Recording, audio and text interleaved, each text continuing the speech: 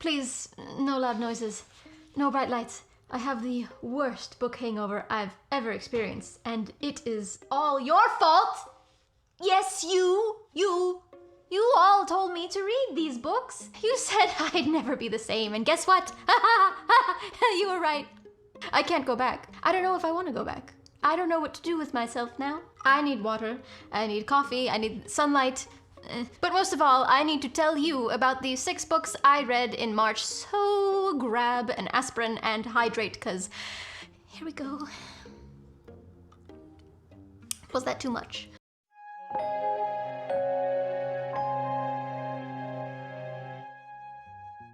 As you can tell by the title of this video, we are doing things a little different here today. As we normally bundle the wrap-up of last month and TBR of the coming month into one video, I have so much to say about the wrap-up titles. I decided to dedicate each set of books to their own videos, so stay tuned for the TBR coming soon.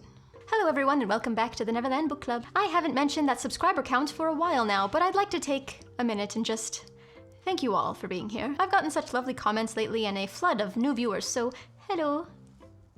Welcome. If you're not already subscribed, please consider doing so. It truly makes me smile every time I see that number tick up, just one at a time. It's a nice feeling. I've also gotten inquiries about our P.O. box. The address is in the description of all of the videos here on this channel, so there you go. All right, if you're like Cassian and hate springtime for more than one reason, go ahead and take a Claritin and sit back while we discuss our wrap-up of last month's reads. Just make sure it's a non-drowsy so you can pay attention. Okay, let's start with The Court of Silver Flame by Miss SJM. This chunky boy was not my favorite out of the entire series, but it wasn't my least favorite either. I think I share the same opinion with a lot of readers in saying that. Although I do disagree with the claim that it was too long. I finished it rather quickly, the majority of that time being soaked in a bathtub, so I had fun regardless. If anything, the length was just an excuse for me to shrivel into one giant prune, and let me tell you, my skin has never been so soft.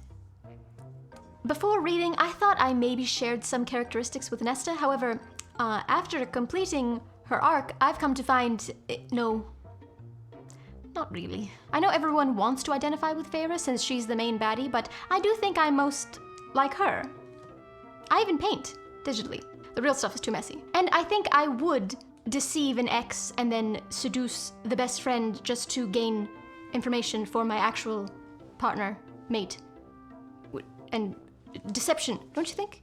And then I would punish a sexual predator on my way out. Bang her hand just into a ceviche. She breaks her hand so that she can't touch anyone ever again. That's not in this book, that's in a separate book.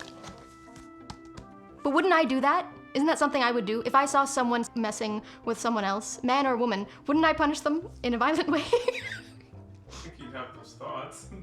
You don't think I would do it? I would do it. In today's world, I wouldn't. I would be like, police. But in that world, oh yeah. If I was in that situation, oh, I would have done more than break her hand. Anyway, comment down below which character you identify with, or who you think I'm more like. That would be interesting to hear.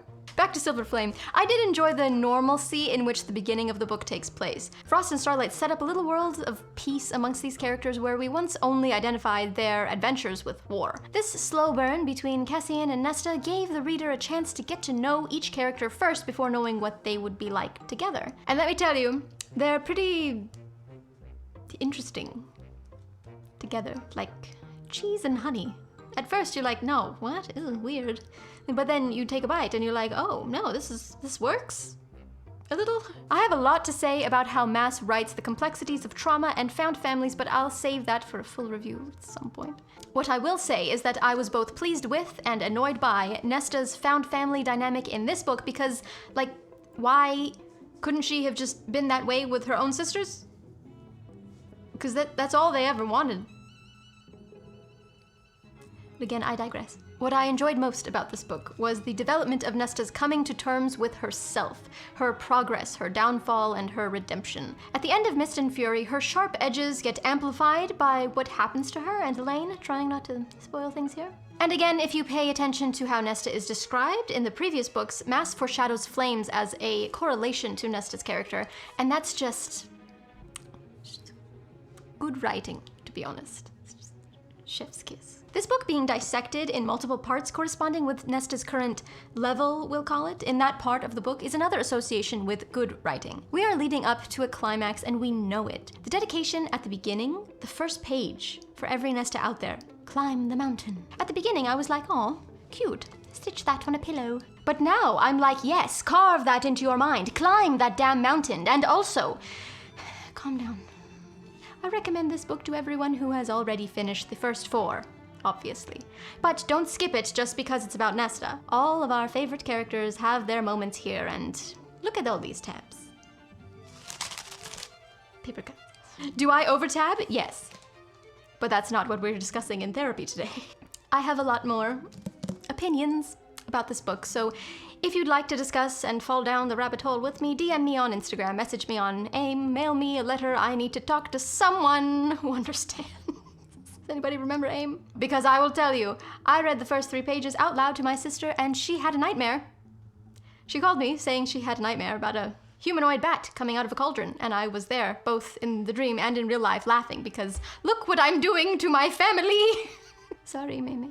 Alright, moving on before I lose my mind. The Poppy War by R.F. Kuang. This book was not playing around. This was not meant to be a fun little, oh, I'm just gonna read a little book today. No, this demanded all of my undivided attention and held it the entire time. Rin is a badass for so many reasons. When I think of the young adult role models I had to look up to as a kid, I wonder where Rin was. I wish I had her in my literary corner growing up because she is just inspirational. Talk about taking control of your destiny. This girl did not let the world or status of anyone get to her or bring her down. Rin is a war orphan with an unknown but suspected background. When she demands a seat at the table amongst the elites in the nation, she finds herself exactly where she is needed the most and rises to the occasion each time. This is one of those books that sticks with you later on. Not just the characters and their triumphs, but the social and political constructs that develop the world those characters are in. The juxtapositions of a historical fiction such as this to our world today are not so different, which is what can turn a work of fiction into a work of horror slowly in the back of your mind.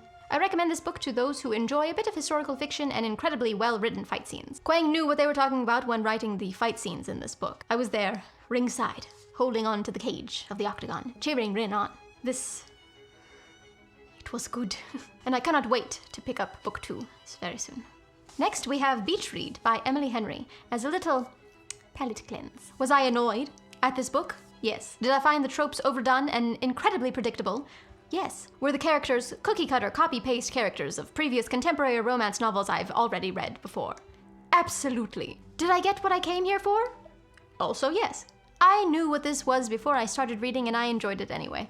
It had a very specific element of closure to it that satisfied that mundane itch I just needed to scratch. After reading such heavy fantasies, I find books like this soothing. They bring me back to reality in a way that isn't too depressing.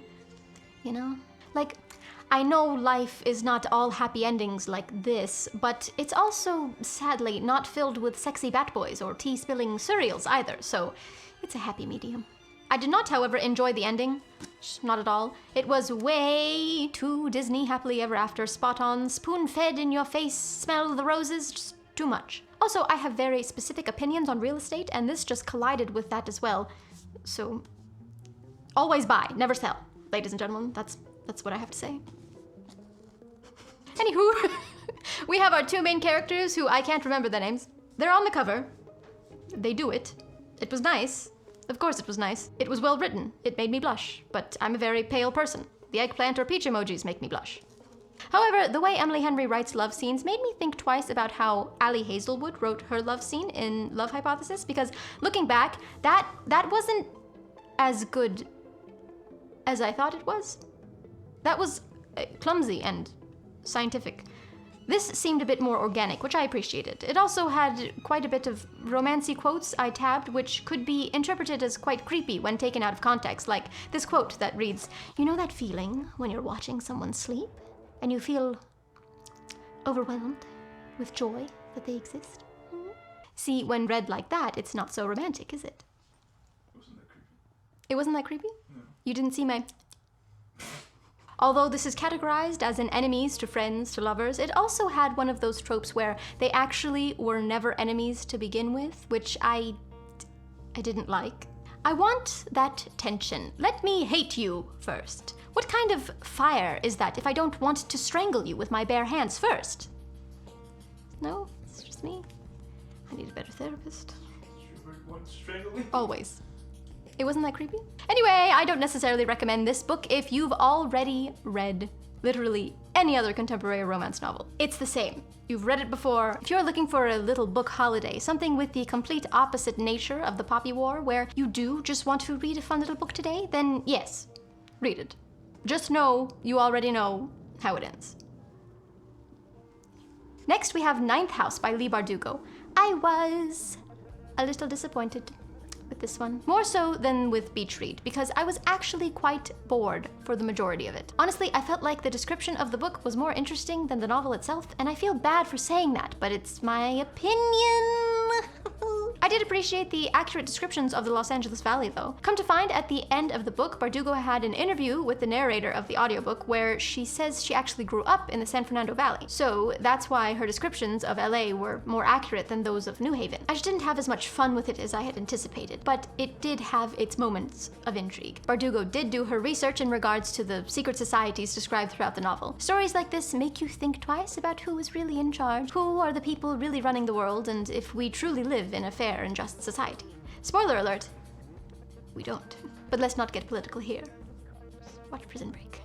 My main gripe with this novel is that it could have been better. However, there's supposed to be a follow-up book coming, I don't know when, so hopefully that ties up what I felt the story was lacking. The main character, Galaxy Stern, she just felt a bit flat despite her main character abilities and drug habits. If you're a Leigh Bardugo fan based on her Grishaverse series, I do not recommend this book for you. It is completely different with not nearly the same amount of carefully constructed plotline. Because as much as I felt a little more than neutral about the Grishaverse, in that I liked it a little bit, I feel less neutral on this one, if that makes sense. If you're not familiar with Bardugo's previous series and are just looking for a dark academia murder mystery with a little twisty end, sure, go ahead. I will say though, when Alex says her big line at the climax of the book, I honestly said it in my head before she did, so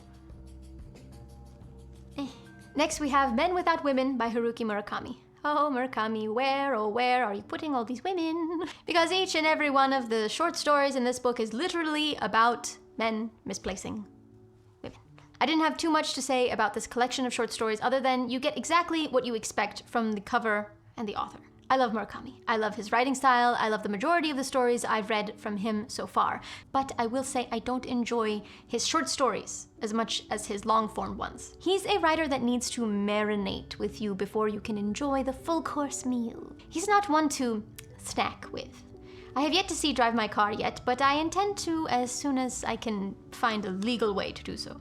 I recommend this book if you're looking for a melancholic group of short stories. However, I don't recommend reading all of them at once, one after another, as I did. Maybe space them out between bigger reads, as an aforementioned snack. I also don't recommend this to someone who is maybe trying to get started with Murakami. This is not a good introduction to his construction and talents as a writer. Read Norwegian Wood first if you're thinking of starting on your Murakami journey. Alright, and our last title of the month, Gallant by V.E. Schwab. Talk about an author finding her niche and sticking to it. Schwab is one of my favorite authors for a multitude of reasons, including her writing style and character development. She took a main character with a specific ability as well as a disability and gave it meaning, purpose, a solid backstory, and also made that main character mute. The entire time I was waiting for our main character, Olivia, to say something, and she doesn't. She never needs to. Her elements of communication go far past the spoken word, and that darkness that I love so much, those shadows I love to dwell in, I found them in this whimsical little book. I can't tell you how much I just loved being in this dark little world Schwab describes. The characters, the scenery, it felt like being inside an eerie and hypnotizing painting. Like I know I'm in danger, but I can't get myself to want to flee. The twists of this story unfold as you turn each page, the illustrations jumping out at you and giving you all the hints you just can't seem to put together just yet. The craft of writing a novel is much like many other mediums of art, however, it is also different in its ability to stick with the one appreciating that art. Olivia, as voiceless as she was a very loud and boisterous character that I will not soon forget. And neither will you, because I want you to read this book. No matter who you are, I recommend this to everyone. Anyone. Whether you like Schwab's writing style or not, if you enjoyed Coraline, and we all know that's one of my favorite titles, then you will enjoy Gallant. Alright, that's all I have for you today, dear viewers. Make sure to like this video if you liked it, and don't forget to subscribe. I know I already said that in the beginning, but if you've gotten this far into the video and haven't subscribed yet, just friendly reminder. It's that red button right there. Also, after, click that little bell. It notifies you whenever my curly-haired self is talking about books again, which is about once a week, so yeah, at least on the internet. In real life, it's constant. Comment down below your favorite read of March. My TBR needs no growing, but we all know I don't listen to myself. Today's shoutout goes to Olivia Kine. This is quite high praise for my little review. Thank you so much for your comment. I have already enjoyed an ACOTAR reread despite my endless TBR, so take comfort in knowing you are not alone. Also, thank you for the follow on Instagram as well. DM me anytime the overwhelming urge to rant about a book finds you.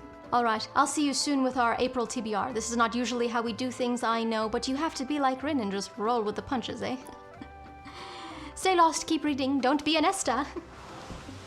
Goodbye! Climb the mountain!